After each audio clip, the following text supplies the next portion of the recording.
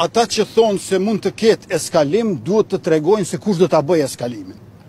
Unë ja përsërita edhe sot zotit Borrell që nuk mund të flasim për erupcion të dhunës në veri, sepse në veri të Kosovës nuk ka vulkan. Erupcioni është erupcioni i vulkanit. Nuk mund të ketë erupcion të dhunës, sepse dhuna nuk është dukuri a fatkeqësi natyrore. Dhuna nuk është si zjarret, stuhit, vërshimet, apo vulkanet, apo tërmetet. Pra, kur ka dhunë dhe eskalim, duhet të gjejmë strukturat dhe emrat dhe mbiemrat e përveshëm që e bëjnë eskalimin.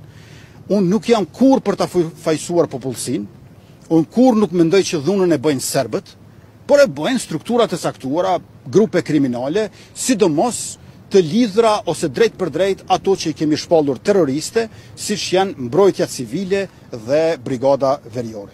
Pra, nuk do të duhej asnjëherë të flasim në mënyrë anonime, impersonale për eskalimin dhe shfaqjen e dhunës, sepse dhunën e bëjnë subjekte të caktuara që duhet identifikuar dhe gjykuar e dënuar. E fundit për me, ministër, çka apo ka kërdim ta kemi çfarë të ndodh me takimet e kuadrit të dialogut pas mos pajtimeve të sot.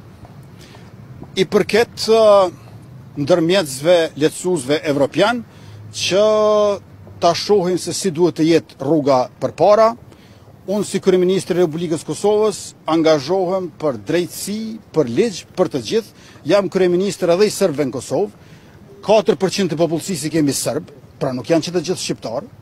Dhe gjithashtu i kemi 3% pakicët të tjera që nuk duhet asesi të harrojmë, boshnjakët, turqit, ashkalit, egjiptianët, romët edhe goranët. Zhvillimi ekonomik në njërën anë, vlerat evropiane dhe euroatlantike në anën tjetër dhe sundimi i ligjit kudo për këdo pa diskriminim e privilegje është garanci për suksesin që nuk e lë asnjëri prapa.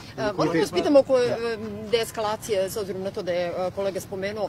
Dakle, prvo pitanje zapravo o održavanju vanrednih lokalnih izbora na severu Kosova. Da li će gradonačelnici podneti ostavke, s obzirom na to da međunarodni predstavnici kažu da bi to bio najlakši način? To je prvo pitanje. I drugo pitanje, pošto govorili ste da ste krenuli sa deeskalacijom nakon sastanka u Bratislavi sa Miroslavom Lajčakom, da li je za vas deeskalacija ojačavanje punkta na Bistričkom mostu, koji sada već postaje policijska baza gde ljude srpske nacionalnosti zaustavljaju sa dugim cevima?